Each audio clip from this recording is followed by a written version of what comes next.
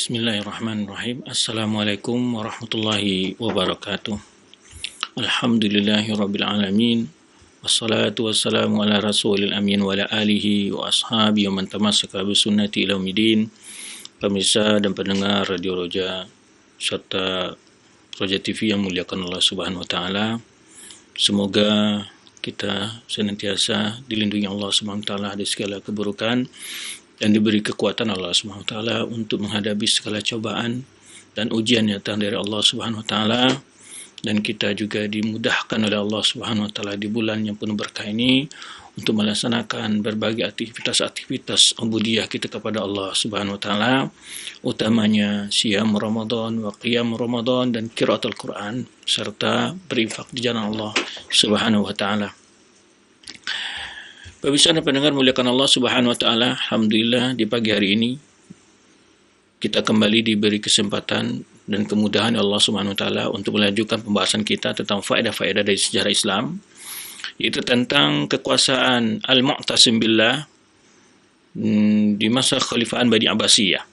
Kita masih melanjutkan perbincangan kita sebagai pembahasan rutin kita di pagi Jumat ini, yaitu tentang faedah-faedah sejarah Islam, melihat bagaimana perjalanan Islam dari masa ke masa, ya,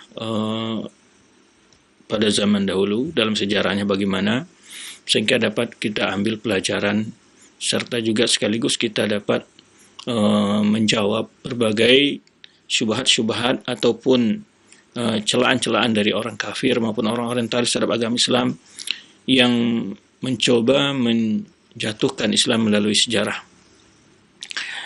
Pemirsa dan pendengar rahmati Allah Subhanahu wa taala, tak lupa pula di hari yang penuh berkah ini kita memperbanyak ungkapan salawat dan salam untuk Nabi kita Muhammad sallallahu alaihi wasallam. Pembahasan kita sebenarnya kita jelaskan tadi adalah yaitu kekuasaan Al-Mu'tasim Billah, yaitu saudara dari Al-Ma'mun, anak dari Harun Ar-Rasyid. Itu setelah Al-Ma'mun wafat, dia menunjuk anaknya dia menunjuk saudaranya sendiri yaitu Al-Mu'tasim Billah, yang namanya adalah Muhammad bin Harun Ar-Rasyid, jadi keluarga dari Abbas, ya, dari keturunan Abbas, Abu Ishaq, gelarnya Abu Ishaq, dan kunyanya Abu Ishaq, dan gelarnya adalah Al-Mu'tasim Billah. Dia dilahirkan pada tahun 180 Hijriah. 180 Hijriah, ada yang mengatakan itu tahun 178 Hijriah. Ya, ada yang mengatakan, ada dua pendapat. Pertama yaitu 180 Hijriah, yang kedua 178 Hijriah. Ya, ada yang beda 2 tahun. Tapi Imam Dhahabi mengatakan bahwa merajikan bahwa Al-Mu'tasim Billah lahir pada tahun 180 Hijriah. Jadi kalau 180 Hijriah dan dia memerintah di tahun 218, berarti ada sekitar berapa umurnya? Sekitar 38 tahun, ya. 88 tahun. Jadi sangat muda, ya, khalifah yang sangat muda. Ya, dan sudah sering kita bahas pembahasan ini bahwa Islam itu rata-rata dipimpin oleh generasi yang bahasa orangnya masih dari bawah, ya, 40-an ke bawah, ya, 30-an, ya, sekitar antara 30-an 40-an. Jadi makanya mereka di dalam berkuasa memang agresif, ya, di dalam kekuasaannya, baik dalam memajukan dari segi ekonomi, ya, ke tatanan sosial hidup bermasyarakat, politik, ya, dan seterusnya. Maka Al-Mu'tasim Billah ini itu dilahirkan 180 Hijriah. Kemudian dia disebutkan bahwa itu ibunya adalah dari bukan keturunan Arab, namanya Mardah. Itu beda antara umurnya dengan saudaranya Al-Ma'mun itu sekitar 9 tahun. Ya. Kemudian di waktu kekuasaan saudaranya Al-Ma'mun, dia diberi kepercayaan oleh Al-Ma'mun untuk memerintah di Syam dan Mesir. ya. Dan Ma'mun sangat banyak menaruh harapan kepercayaan kepada dia karena dia seorang pemberani, maka diangkatlah sebagai putra mahkota ya oleh Al-Ma'mun, ya, saudaranya sendiri yaitu Al-Mu'tasim billah, dan dia tidak mengangkat anaknya. Ya.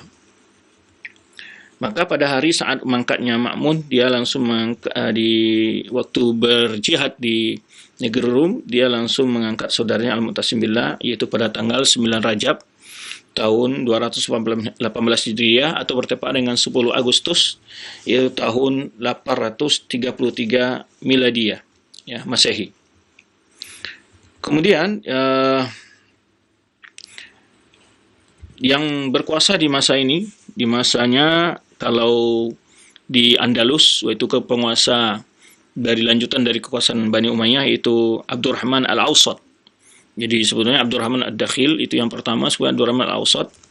Kemudian di masanya yang merintah di Bilad Maghrib itu ada namanya Muhammad bin Idris, di sana ada negara Idrisia, ada Arisa. Kemudian di Afrika ada juga yang berkuasa di sana Daulah Khawarij, yaitu Ziyadullah bin Ibrahim. Kemudian di masanya yang berkuasa di Prancis, itu Fransa, adalah rajanya adalah Lyon, ya, yang digelar dengan Al-Asla. Ya, kemudian dari Raja Konstantinopel atau Romawi adalah namanya Tufail bin Mikhail. Yaitu Tufail, ya, atau ya Tufail bin Khail. Nah, ini di masanya yang berkuasa di masa Al-Ma'mun ini. Kemudian tadi kita sebutkan dia kana syuja'atan, kata Imam Suyuti, dia seorang yang pemberani, yang gagah, ya, punya himmah, punya cita-cita yang luhur, tinggi, ya. Tetapi kelemahannya, perbedaannya dari saudaranya kekurangan ilmunya. Kita tahu kalau Al-Ma'mun itu orangnya sangat suka kepada ilmu, tetapi beda dengan Al-Mu'tasim.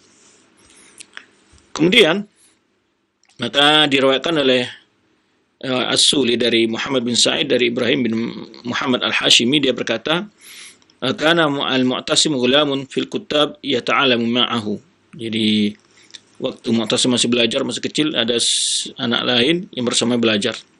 Lalu budak itu meninggal, maka ayah berkata kepadanya, faqala Rashid abuhu, berkata ayah kepadanya, ya Muhammad, mata gulamuk, telah mati budakmu? Qala na'am ya Sayyidi, ya wahai ayahku.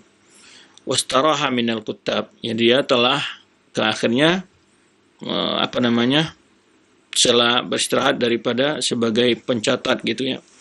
Faqala wa innal kitab la yablugha minka hadha da'u la tu'allimuhu. Jadi akhirnya apakah kitab yaqra qira'atan dha'ifah. Akhirnya perhatiannya setelah itu mundur dari belajar. Akhirnya dia tidak seperti saudaranya Al-Ma'mun dari sisi pengetahuan agamanya. Al-Ma'mun ini, kata Imam Zahabi, kana al-Mu'tasim min a'zamil khulafa wa ahyabahum. Ini terkenal ya dari Al-Mu'tasim ini dan Al-Ma'mun, ya. Kemudian juga Harun Rashid ini ayahnya. Ini diantara jargonnya dari kekuasaan Bani Abbasiyah yang begitu cemerlang ya. Kata Imam Syafi'i, laula ma syanahu su'duhu, tapi kekuasaannya yang membuat dia jatuh adalah di pandangan ya biimtihan ulama bi khalqil Quran, yang dimana masih berlanjut fitnah khalqil Quran di masa Al-Mu'tasim billah ini. Nanti kan kita sebutkan ada 4 peristiwa besar sebetulnya di masa dia ini, yaitu pertama dia pilih sebagai qadinya Ahmad bin Abi Du'ad. Ahmad bin Du'ad ini adalah tokoh seniornya orang Mu'tazilah yang provokator ya untuk menangkap dan menahan para ulama. Ini begitu jahatnya. Ini sudah kita bahas waktu kita membahas dengan fitnah khalqul Quran, yaitu bagaimana perjuangan Imam Ahmad di dalam mempertahankan prinsip Ahlussunnah wal Jamaah ketika Mu'tazilah dapat mempengaruhi penguasa itu Al-Ma'mun ya. Dan yang akhirnya banyak ulama yang ditangkap, dan ini sudah kita bahas. Dan diantaranya di masa Al-Mu'tasim billah ini juga masih berlanjut fitnah itu, termasuk Imam Ahmad masih dalam kondisi ditahan dan disiksa di masa Al-Mu'tasim billah. Karena dia mendapat juga pesan dari saudaranya sendiri Al-Ma'mun untuk tetap melanjutkan doktrin khalqil Quran ini, sehingga ya saat itu masih tetap berlangsung penyiksaan dan penangkapan terhadap ulama-ulama. Bahkan di masa Al-Mu'tasim ini sampai pendidikan TPA-TPA ya dilanggar-langgar itu diwajibkan mengajarkan hal itu kepada anak-anak, doktrin ya, tentang Al-Quran itu adalah makhluk. Nah ini yang tadi di masa Al-Mu'tasim. Jadi yang pertama peristiwa yang sangat itu adalah mengangkat sebagai qadhi yang paling senior itu adalah Ahmad bin Abi Du'ad. Ini tokoh dan dengkotnya, provokator terpenting yang membuat terjadi fitnah di tengah umat saat itu. Kemudian yang kedua adalah dia mampu menyelesaikan persoalan Al-Babakiyah. Al-Babakiyah ini adalah satu aliran sesat yang muncul di negeri Persia pada tahun 201 atau 202 Hijriyah, yang mana para khulafa Abbasiyah telah banyak berupaya untuk menangkap dan menupas mereka, tetapi belum berhasil kecuali pada masa yaitu Al-Mu'tasim billah. Ini peristiwa yang kedua, yaitu di masanya. Ini satu kebaikan bagi Al-Mu'tasim billah, karena di masa ayahnya Harun Rashid kemudian saudaranya Al-Ma'mun tidak mampu. Karena begitu mereka memang orang Al-Babakiyah ini sangat bengis, yang disebut dengan aliran Ibahiyah. Itu akan kita singgung sedikit. Kemudian yang peristiwa yang ketiga adalah yaitu mampunya dia memperandakan kekuasaan Romawi. Mampunya dia memperandakan soal ini kan kita juga bahas sedikit. Kemudian lanjutan bagaimana peristiwa penangkapan terhadap ulama. Di antara kita akan bahasakan kisah Imam Ahmad ketika dipanggil oleh Al-Ma'mun. Baik. Kemudian dan Al-Ma'mun ini digelar dengan Al-Musammin yang serba delapan, istilahnya serba delapan, ya. Al-Musamminu serba delapan. Kenapa serba delapan? Itu diantara disebutkan oleh Sauli dan Naftuya, ini periwayat sejarah di sini. Lil Mu'tasim manaqibun. Jadi Mu'tasim itu punya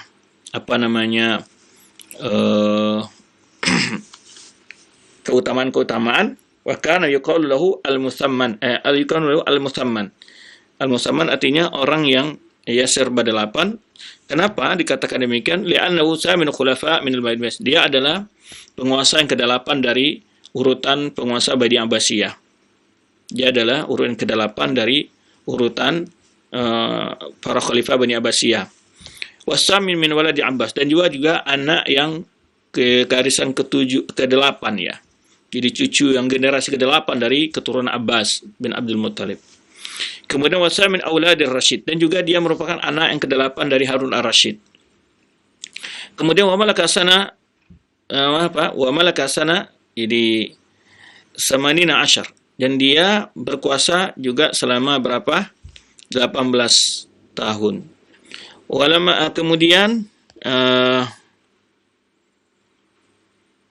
dan dia telah berkuasa umur berapa tadi? Sudah mulai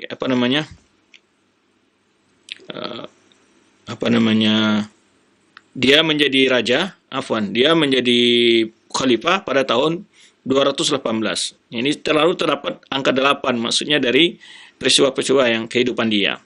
Wa malaka samania sinin wa samania ashhur wa samati ayam. Jadi dia berkuasa itu sekitar 8 tahun, 8 bulan, 8 hari.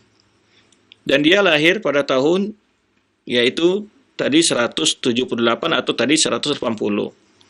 Dan dia hidup selama 48 tahun. Ya, umurnya sekitar 48 tahun umurnya. 48 tahun. Jadi sebab 8. Wafataha sama futuhat, dan dia juga melakukan pengeluasan kekuasaannya selama 8 kali. Waqatala sama ada, dan juga pernah membunuh 8 orang musuhnya.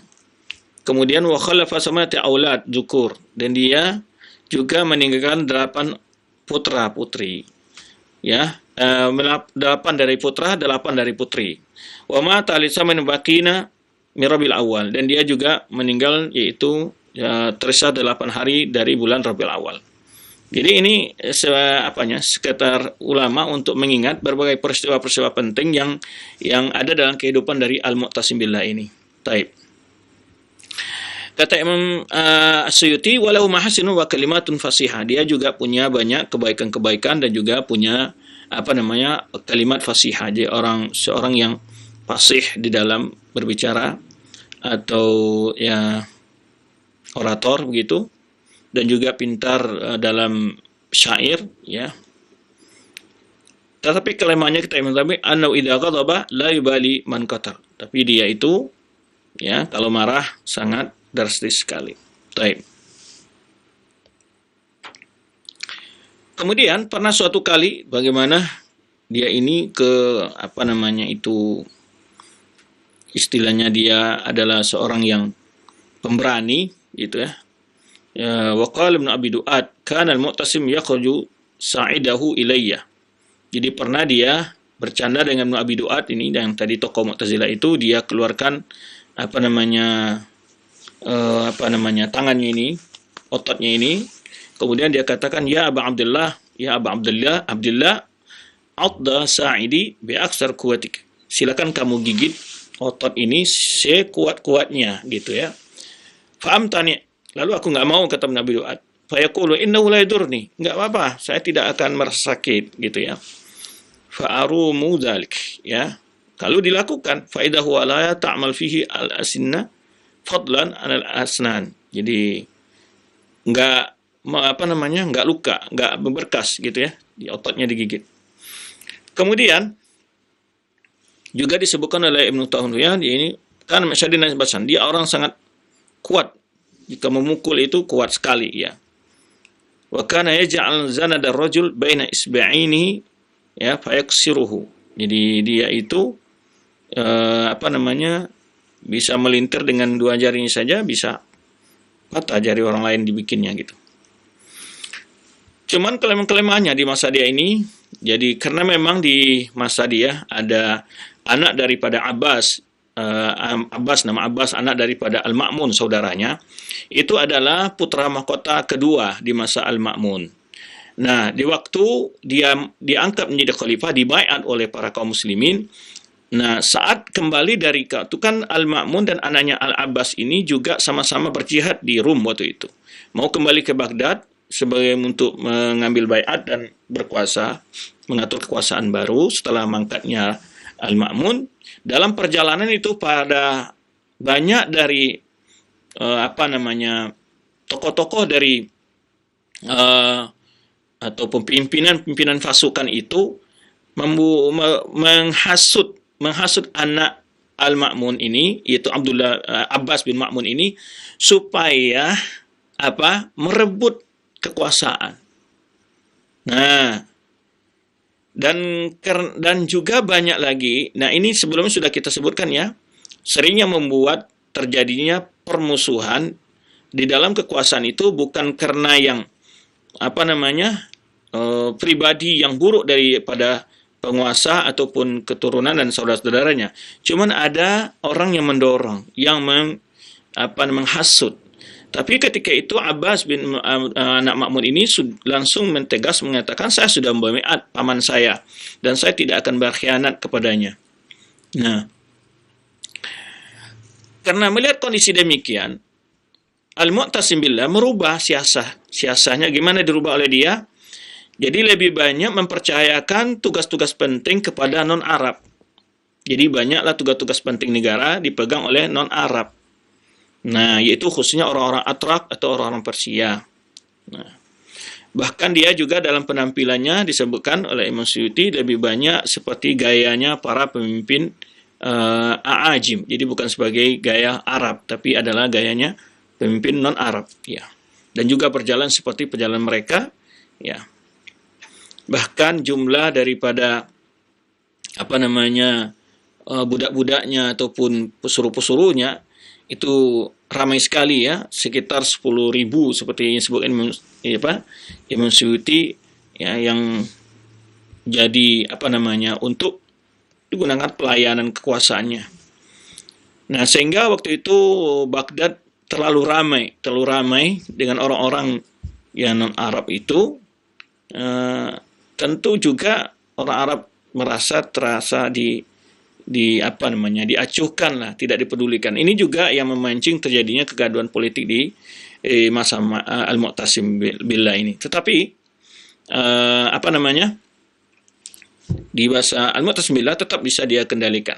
Ini di antara kondisi-kondisi politik yang ada di masa Al-Mu'tasim Billah ini. Dan akhirnya memang tetap saja anak dari Al-Ma'mun tadi dipengaruhi oleh berbagai gubernur-gubernur di masa Al-Mu'tasim Billah untuk merebut kekuasaan dari Al-Mu'tasim Billah, karena kondisi tadi melihat Al-Mu'tasim Billah lebih pro mengangkat para orang-orang penting sebagai menteri dan seterusnya adalah dari non-Arab. Itu maksudnya, apalagi khususnya ada bukan daripada keturunan Abbasiyah dan Ahlul Bait. Nah, namun berakhirlah dengan menangkap dari anak saudaranya sendiri, yaitu anak Ma'mun tadi, Al-Abbas bin Ma'mun. Taib. Kemudian maka dia pernah dihijak, diprotes atau dicelah oleh salah seorang penyair namanya Ibnu Yunus. Dia gambarkan bahwa memuji dia tujuh kekuasaan, ya, muluku Bani Abbas fil kutubi sab'atun walam ta'tina fi saminin minhum katbu. Jadi penguasa Bani Abbas itu yang benar-benar tercatat jasanya itu hanya 7 orang.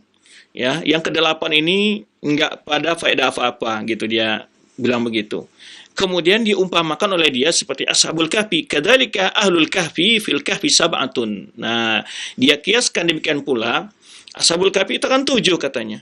Ya, ghadatan sawau fihi. Ya, mereka sembunyi di gua itu, wasaminuhum kalbun. Yang ke-8 adalah anjing mereka. Jadi ibaratnya begitu menghinanya terhadap siapa yang namanya ini di Al-Mu'tasim Billah orang ini.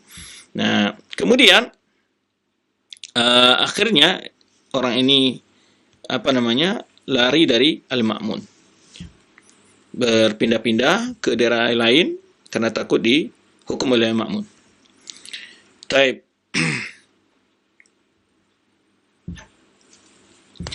Tadi kita katakan salaka makan Al-Ma'mun khutami umruhu, dan dia tetap melanjutkan apa yang dilakukan oleh saudaranya Al-Ma'mun, yaitu dengan melanjutkan imtihan nas bi khalqil Quran, yaitu untuk memaksakan doktrin mengatakan Al-Quran makhluk kepada orang lain. Kemudian dia tulislah ke berbagai negeri, penjuru-juru negeri, wa amar mu'allimina yu'allimus sibyan bidzalika.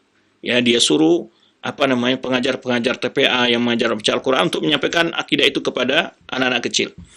Wa qasanna sumihum masyaqqatan fi dzalika. Jadi manusia mengalami suatu kondisi yang sulit, yang sangat berat dalam kondisi itu.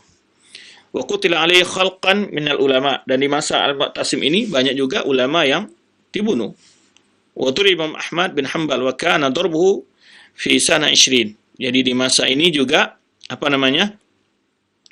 Imam Ahmad sempat juga disiksa di masa Al-Mu'tasim Billah ini. Kalau kita sebutkan sedikit ceritanya, kita ambil dari sumber yang pernah kita bahas sebelumnya, di mana disebutkan oleh riwayat daripada Ishaq bin Ahmad dalam kitab yaitu Mihna Imam Ahmad bin Hanbal, itu dijelaskan at-targhib wa tarhib wa ta'dib fi ahdil Mu'tasim.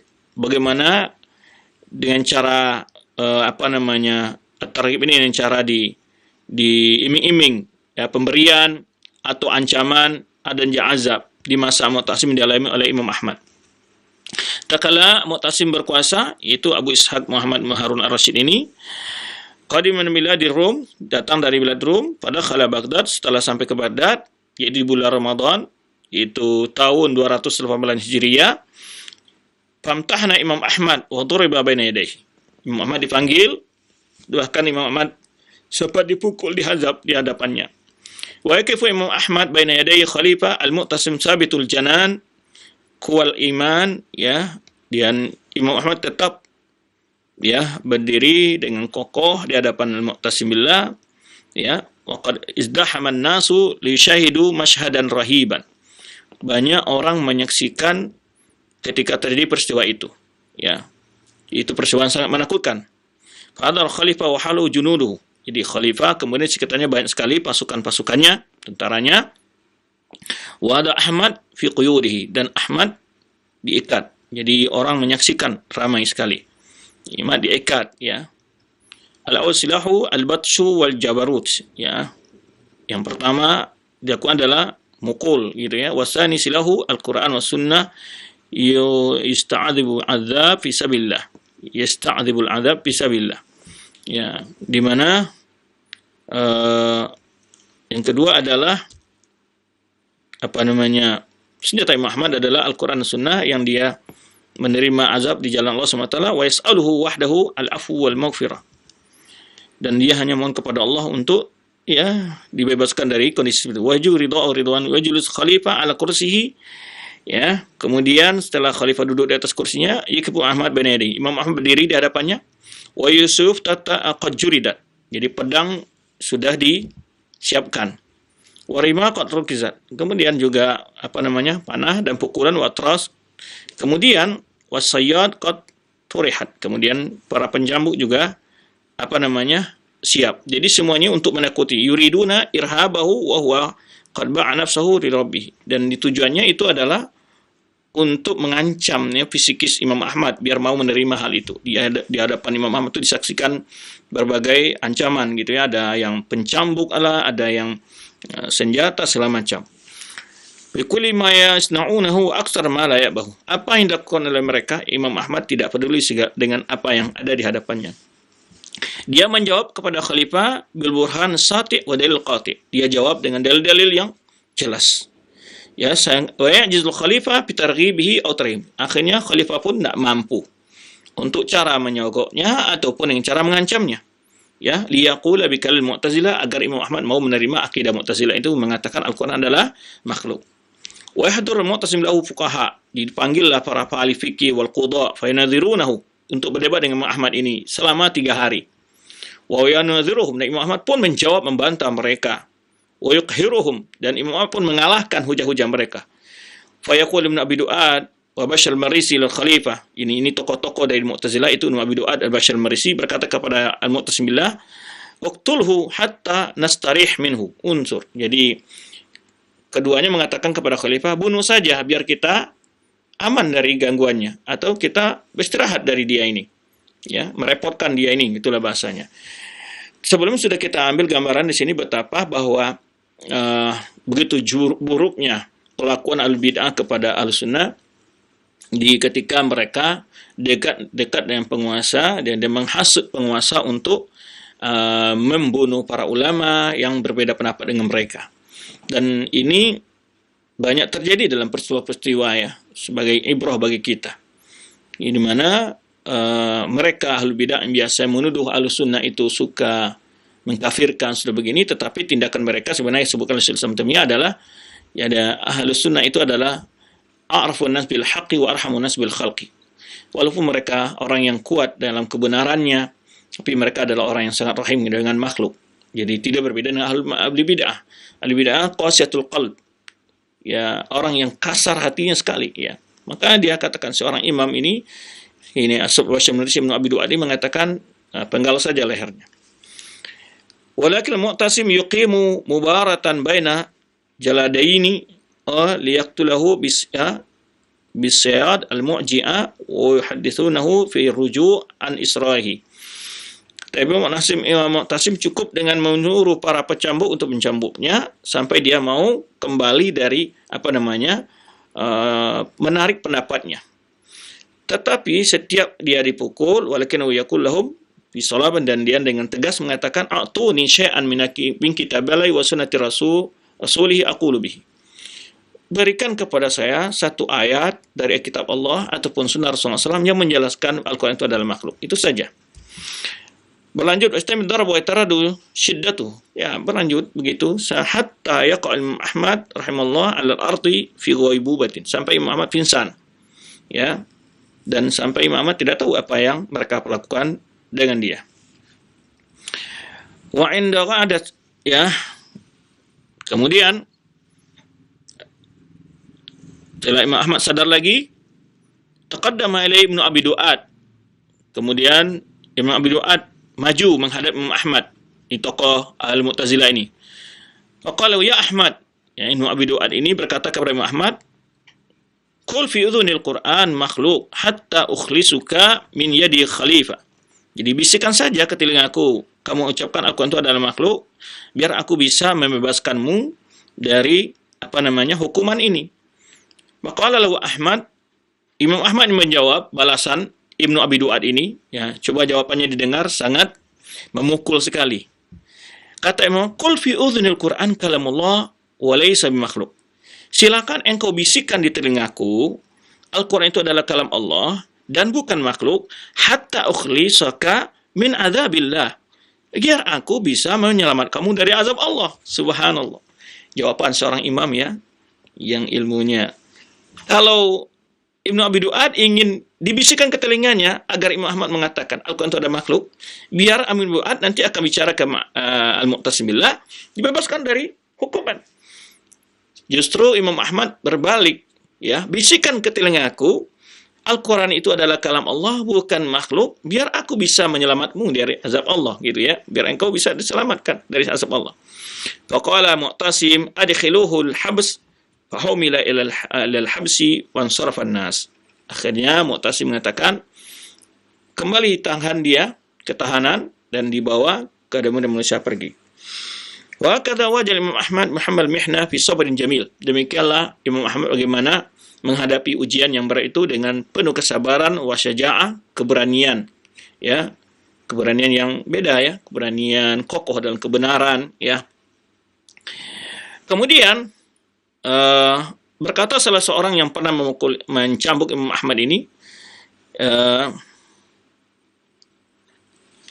darabtu Ahmad bin Hanbal samanina sautan law darabtuhu filan lahadamathu. Bayangkan. Tapi kenapa Imam mampu, ya, bertahan, ya, karena pertolongan Allah ini. Sampai itu orang yang mencambuk saja bilang, saya itu mencambuk Imam Ahmad itu 80 kali.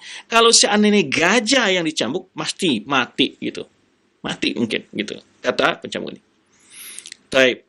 Inilah, ya, peristiwa kelanjutan dari fitnatul Quran di masa Al-Mu'tasimillah.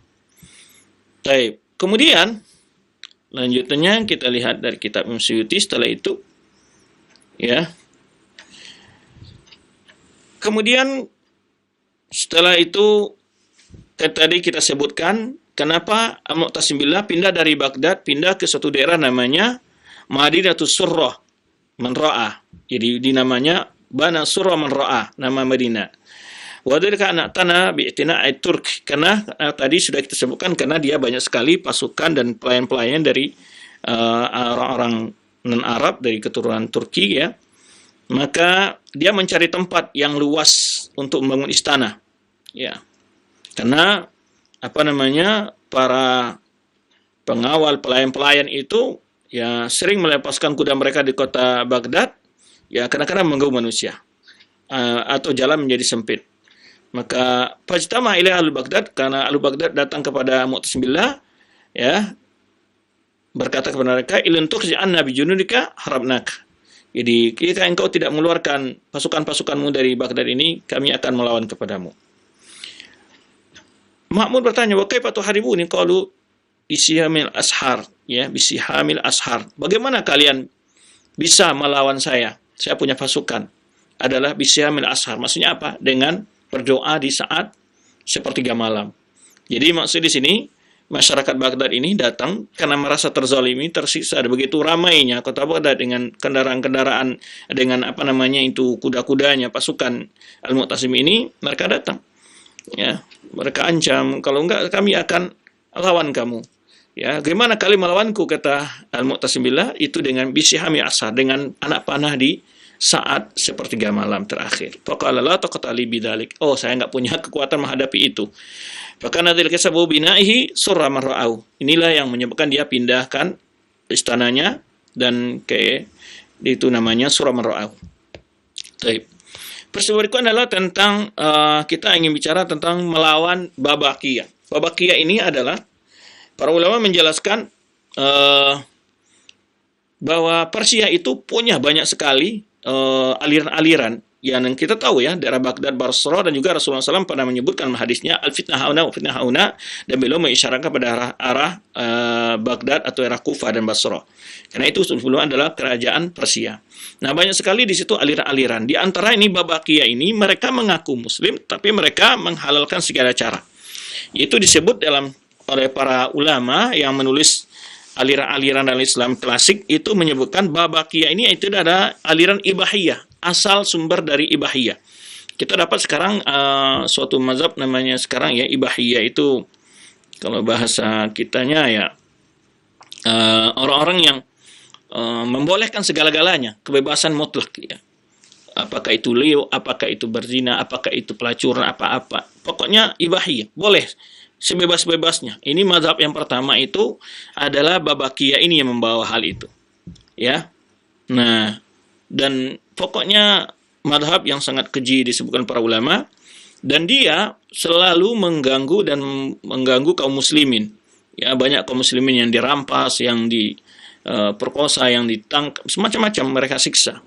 Itu sekitar 20 tahun ya. Tidak mampu Harun al-Rashid untuk melawannya karena dia begitu kuat pertahanannya di gunung-gunung. Kemudian juga di masa Al-Ma'mun, kemudian kecuali di masa Al-Mu'tasim. Ini Al-Mu'tasim mengirim pasukan yang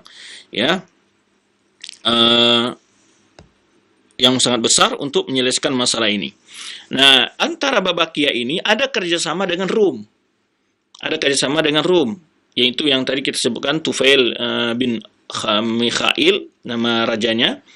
Saat itu bekerja sama. Jadi saat pasukan-pasukan lagi konsentrasi memerangi Babakiyah ini, itu rajanya Babakiyah ini, pimpinan Babakiyah ini mengontak Rum supaya maju melawan kaum muslimin. Nah, maka pernah terjadi dalam sebuah peristiwa saat benar-benar sudah genting keadaannya pimpinan Babakiyah ini, mereka sudah terjepit ya. Itu Rum menyerang perbatasan kaum muslimin dan sampai membunuh sekitar ribuan daripada kaum muslimin. Ya, puluhan ribu dari kaum muslimin ditangkap dan seterusnya. Nah, ini salah satu peristiwa menyebabkan Al-Mu'tasim billah menyerang Rum setelah selesai menyelesaikan persoalan Babakiyah ini. Nah, Babakiyah ini memiliki paham yaitu ibahiyah ya. Disebut dengan paham ibahiyah. Kemudian ya. Nah, ini fokus yang dilakukan oleh Al-Mu'tasim billah. Ini satu prestasi yang dia lakukan, ya.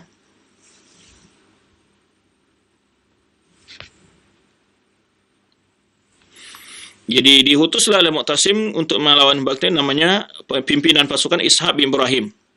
Ya, wa haqqaqat jaishu intisaran ala Babak, ya, menang melawannya. Kemudian sisa daripada pasukan-pasukan Babakiyah ini lari ke negeri Rum. Ya, kemudian dibela oleh Rum, ya, diberi keamanan oleh bangsa Rum. Kemudian summa Mu'tasim jaisan akhir bikati Abi Sa'id bin Muhammad Yusuf haqqaqa nasrat am 220 dia. Setelah itu diutus lagi oleh Mu'tasim billah pasukan lain dia tahun 220, walakin dzalika lam yuhil tamarrud kabir ila an ja'a rajulun yusamma Muhammad Ais. Ini masih banyak sisa-sisa daripada pasukan dari Babakiyah ini karena jumlah mereka juga besar. Akhirnya 3 kali pasukan yang dikirim oleh Al-Mu'tasim billah. Baik, ketika hampir sudah ketangkap itu pimpinannya, nah ini yang dia memberikan sinyal kepada penguasa Rum untuk menyerang kaum muslimin. Nah, ini sebab dari peristiwa terjadinya penumpasan kota Amuriyah, kota terbesar, ibu kota yang sangat sulit ditaklukkan dalam sejarah oleh kaum muslimin, pertahanan bangsa Rum, yaitu namanya Al-Amuriyah. Nah, ini diceritakan oleh para ulama penulis sejarah, di antara Imam Suyuti yang meringkas dari kitab Ibnu Katsir ini, Ghazw Mu'tasim li Rum wa Fatih Amuriyah. Bagaimana Mu'tasim melawan bangsa Rum dan menakluk kota Amuriyah pusatnya. Untuk melawan kota Amuriyah ini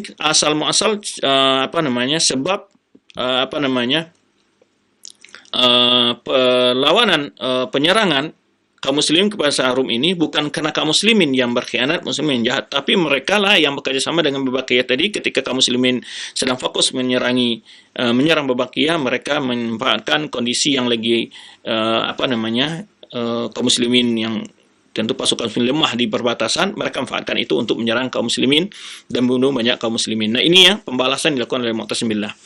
Peristiwa ini juga ada dalam kisah yang terkenal tetapi tidak ada sumber yang valid. Apakah kisah ini betul di antara penyebab terjadinya penyerangan Al-Mu'tasim billah itu adalah seorang wanita di pasar yang di perbatasan Rum, wilayah muslim dengan Rum itu dilecehkan oleh orang Romawi, ya. Atau juga ada yang menyebutkan itu ditawan, ditangkap dengan semena-mena. Nah, lalu dia berteriak, "Wa Mu'tasimah." Nah, kemudian para penjaga perbatasan melihat kondisi itu melaporkan kepada Mu'tasim billah tentang peristiwa itu, dan akhirnya dia mengirim pasukan yang jumlah yang sangat besar untuk menyelamatkan sang wanita tersebut. Ini diantaranya kisahnya, bukan sebagaimana. Tapi yang lebih valid sebetulnya kisah itu tentang karena bangsa Rum ini menyerang kaum muslimin saat kaum muslimin sedang fokus melawan pasukan yang sangat berat dihadapi dalam sejarah, itu Salatu alaihi wasallam Babakiyah ini. Nah, pada tahun 223 Hijriah, Mu'tasim billah memerangi bangsa Rum. Ya, fa'ankahum nikayatan 'azimah, di mana sangat melakukan penyerangan kerugian besar di dalam pada bangsa Rum itu. Lam yusma bimisliha li khalifatin. Belum pernah para pemimpin Abbasiyah sebelumnya memiliki kemampuan dan keberhasilan sekuat yang dilakukan oleh Mu'tasim billah. Wa syatatat jumu'ahum, ya, wa syutitat jumu'ahum, dan membuat perana pasukannya, ya, menyerang berbagai kota sehingga fatah Amuriyah, kota yang terkenal itu dan mampu ditaklukkan oleh Mu'tasim billah. Yaitu waqutila min salasina alfan, ya, terbunuh di antara mereka sekitar 30.000 dan juga 30.000 ditahan, yakni tahanan. Wa kana lamma tajahadul wuzuha hakamal munajimun. Ini suatu kisah, ya, yang tidak pantas sebutkan. Cuman dikisahkan, ya,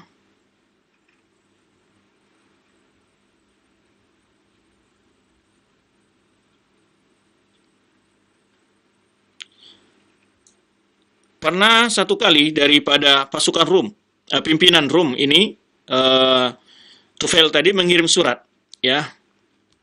Jadi dia qala Usuli, ini suatu riwayat, hadatsana Abdul Wahid bin Abbas Ar-Rayashi qala kataba Malikur Rum ila Al-Mu'tasim, yaitu penguasa Rum mengirim surat kepada Mu'tasim, sebuah surat yuhaddiduhu fi, itu mengancam. Falamma quri alaihi, ketika setelah dibacakan kepada Mu'tasim, qala lil katib uktub, jadi bahkan disebutkan di balik surat itu tulis Bismillahirrahmanirrahim, qara'tu kitabak, ditulis di belakangnya, aku telah membaca kitabmu, wa sami'tu khitabak, dan aku telah mendengar apa ucapanmu, wal jawab ma tara la ma tasma'u, jadi itu saja jawabannya adalah apa yang engkau lihat dan bukan yang apa yang engkau dengar. Wa sa'amul kafir liman uqbaddar, sungguh orang kafir akan tahu bagi siapa, ya, keunggulan di dunia ini, ya, bagi siapa yang kemenangan. Nah, ini salah satu penyebab, ya. Ada penyebab menyebutkan tadi adalah karena bangsa Rum itu melihat umat Islam sedang sibuk melawan Babakiyah ini, dan dia memanfaatkan kondisi itu, dan dia malah mengirim surat kepada Al-Mu'tasim billah dan mengirim sebuah ancaman. Akhirnya Al-Mu'tasim billah menyebutkan, balasan suratmu apa yang akan engkau lihat, bukan apa yang engkau dengar. Dan akhirnya diutus sekian puluh ribu pasukan untuk menaklukkan bangsa Rum tersebut. Taib.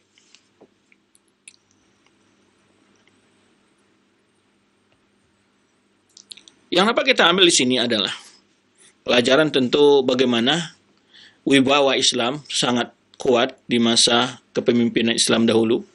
Ya, musuh kalau mencoba untuk menawar-nawar mereka, umat Islam tidak segan-segan untuk menjawab tawaran mereka itu. Dan itu tuh izzah yang diberikan bukan karena apa-apa, adalah karena memang mereka terlalu dekat dengan Allah Subhanahu wa taala, peduli dengan aturan-aturan Allah Subhanahu wa taala. Baik. Kemudian kita sebutkan beberapa ungkapan Mu'tasim ini adalah satu ungkapan, mendengar Mu'tasim berkata, katanya, idza nasar al-hawa batala ra'i. Jadi kalau hawa nafsu kalau menang, itu akal akan hilang. Jadi sering orang jatuh ke dalam hawa nafsu karena akalnya tidak dimanfaatkan. Ini katanya, idza nasara hawa batala ra'yu. Jadi kalau hawa nafsu yang dikedepankan, pikiran sudah tidak lancar, tidak berpikir secara normal lagi. Nah ini banyak sekali ayat Al-Quran melarang kita untuk ke hawa nafsu kita. Hawa nafsu yang sifatnya hawa nafsu dalam artian keinginan secara pemikiran ataupun hawa nafsu dalam artian terhadap dunia, wanita, harta, dan seterusnya kekuasaan. Tapi bila hawa nafsunya itu lebih tinggi, maka berpikirnya sudah tidak akan logis lagi. Dan ini kenyataan kita lihat kadang-kadang seorang pejabat, seorang menteri, ya, atau seorang tokoh, bila dia telah terjangkit hawa nafsu, dia sudah berkata tidak lagi hal yang sudah muncul kebodohannya. Muncul kebodohannya tidak bahwa perkataannya sudah tidak lagi masuk akal. Nah ini. Kemudian juga Mu'tasim juga pernah berkata, "Man talabal haqqa bima lahu wa alaihi adrakahu." Jadi kalau orang mencari kebenaran, ya, untuk dia ataupun dia juga untuk yang menegakkan kebenaran atas dirinya, nah dia akan dapat kebenaran itu. Dia jujur, ya, tidak hanya untuk dirinya kebenaran itu, tapi juga kebenaran itu juga harus terapkan atas dirinya. Jika dia harus mengakui kesalahan. Man talabal haq bima lahu wa alaihi adrakahu. Orang mencari kebenaran itu bukan hanya untuk dirinya saja. Kalau yang menguntungkan diambil, kalau yang tidak menguntungkan tidak ambil. Tidak begitu dia. Semua kebenaran itu tidak dipilah-pilah. Sa'un lahu alaihi. Contohnya bagaimana? Banyak di antara kita yang ngambil umpamanya hukum-hukum agama yang sesuai dengan hawa nafsu kita. Tapi tidak sesuatu yang lain tidak kita ambil. Kenapa? Karena tidak cocok dengan hawa nafsu kita. Jadi kalau orang mengambil kebenaran, tidak karena pas lagi cocok dengan keinginan kita, lagi pas dengan kondisi kita, tidak. Tapi kebenaran terima secara utuh. Sa'un lahu alaihi.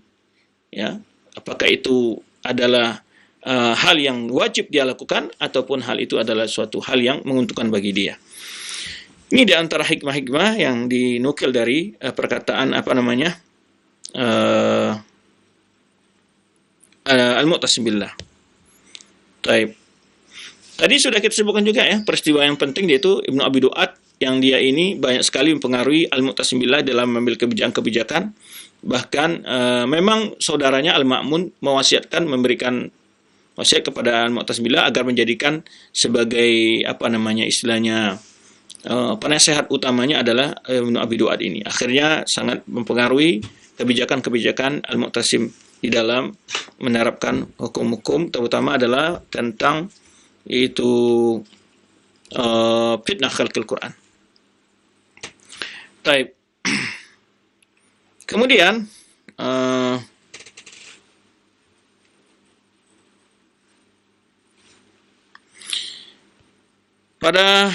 kemudian wafatlah Mu'tasim, itu wafat Mu'tasim ini pada hari Kamis tanggal 11 di Rabiul Awal, ya, tahun 228 atau 227 Hijriah.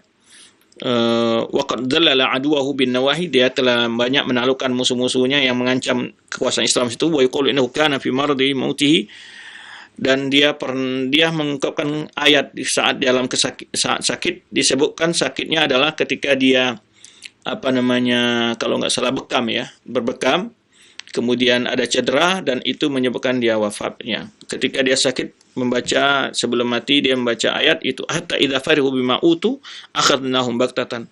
Ya, apabila mereka sedang berbahagia dengan apa yang telah diberikan oleh Allah SWT, Allah timpakan benar-benar asap secara tiba-tiba. Kemudian, ya, ketika dia sedang saat menghadapi sakaratul maut, dia berkata, zahabatil hillatu falaysa hilatun. Ya, sudah habis semua alasan dan tidak ada lagi alasan apa-apa. Ya, di hadapan Allah Subhanahu wa taala. Ya, tidak ada punya pasukan, tidak punya pembela lagi. Ja'ala yaqul ukhidha min baini hadzal, ya, ukhad min baini hadzal khalq. Saya akan diambil di tengah-tengah makhluk ini, saya akan dipertanyakan, ya, tentang kekuasaan segala macamnya. Kemudian di antara juga dia berkata, Allahumma innaka ta'lam anni akhafuka min kibali. Ya. Ya Allah, engkau tahu bahwa aku takut, ya, dari arahku. wala akhafu min kibalik. Jadi maksudnya aku tidak takut dari maksudnya aku hanya takut dari perbuatan dan dosaku. Tapi aku tidak takut dari arahmu, maksudnya ampunanmu. Wa arjuka min kibalik. Tapi aku berharap selalu rahmat dan ampunanmu. Wala arjuka min kibali. Jangan engkau nilai diriku, ya Allah, dengan amalanku. Itu maksudnya. Dia takut menghadap Allah. Kalau dihitung Allah, amalannya dia. Tapi yang diharap adalah kemurahan dan kerahmatan Allah, rahmat Allah terhadap dia. Ini diantara ungkapan-ungkapannya saat-saat dia dalam sakit, sebelum meninggal. Taib, ini beberapa hal yang dapat kita bahas dalam pembahasan kita kali ini. Ya, semoga apa yang kita bahas dapat kita ambil hikmahnya, menunjukkan bahwa hikmahnya di antara sini adalah dapat kita ambil pelajaran bahwa pengaruh sahabat itu sangat besar kepada seorang atau julasa atau pegawai ataupun menteri, sangat mempengaruhi kebijakan seorang pemimpin. Kemudian juga pemimpin juga penting berilmu, dan Mu'tasim ini kelemahannya dari segi ilmu. Ya. Kemudian juga terdapat kita ambil pelajaran bagaimana Imam Ahmad hidup dengan 3 khalifah yang dia alami dan tekanan yang sangat berat dihadapi. Beliau tetap sabar. Maka di masa Al-Mu'tasim billah ini orang-orang datang, yang pernah sudah kita bahas, orang-orang datang ke tahanan Imam Ahmad untuk meminta izin menggulingkan kekuasaan Mu'tasim billah. Tetapi Imam Ahmad menjawabkan, ya, ihqinu dima'akum wa dima'al muslim, jagalah darah kalian, darah kaum muslimin. Dan ini yang kembali sering kita angkapkan, bahwa di mana Imam Ahmad, walaupun pada jumhur ulama mengatakan orang yang kata Al-Quran itu adalah kafir, tapi Imam Ahmad tidak mengkafirkan para pemimpin ini, terutama Ma'mun ataupun Mu'tasim ataupun Awlaksik billah. Walaupun diwasik billah, beliau dibebaskan dari segala tuduhan dan siksaan dan hukuman. Tapi adalah kaidah Ahlussunnah yang beliau terapkan di sini. Hal yang harus kita bedakan, selalu kita katakan, adalah perbedaan antara hukum al-qaul wal fi'il dengan qail. Sedangkan al-ma'mun itu membaca Al-Quran, hafiz, dan juga seorang orang berilmu.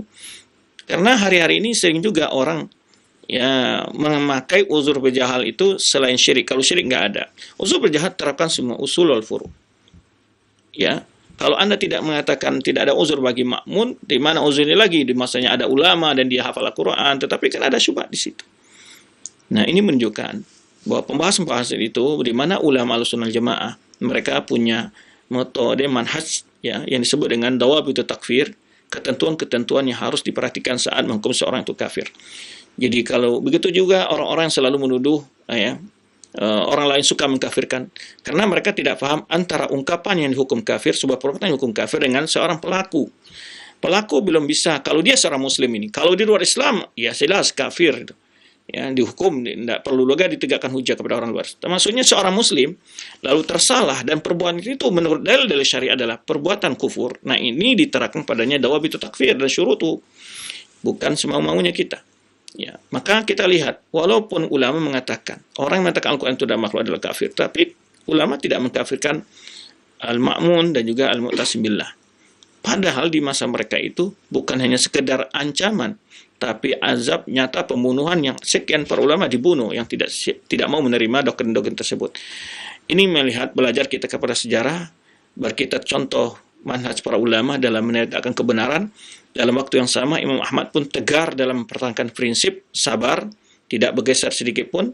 Dalam waktu yang sama pun tidak ada rasa dendam beliau kepada penguasa yang membuat beliau untuk mengizinkan orang untuk mengkudeta dan menjatuhkan penguasa saat itu. Ini suatu ibrah yang perlu kita baca dan kita dalami, ya, dan kita pelajari kenapa alasan para ulama demikian, ya, bagaimana suksesnya Imam Ahmad mempertahankan akidah Ahlussunnah wal Jamaah, ya, dengan kesabarannya. Demikian yang dapat kita bahas. Semoga apa yang kita bahas ini dapat kita ambil pelajarannya. Wallahu a'lam bishawab. Kita kembali kepada Al-Akh Madu kita dari studio Cilengsi. Ya Ustaz, barakallahu fikum. Jazakallahu khairan. Terima kasih atas kesediaan Ustaz telah menyampaikan bimbingan dan pelajaran yang bermanfaat untuk kita semuanya. Selanjutnya kami berikan kesempatan bagi Anda yang ingin bertanya kepada Ustaz secara langsung, baik via telepon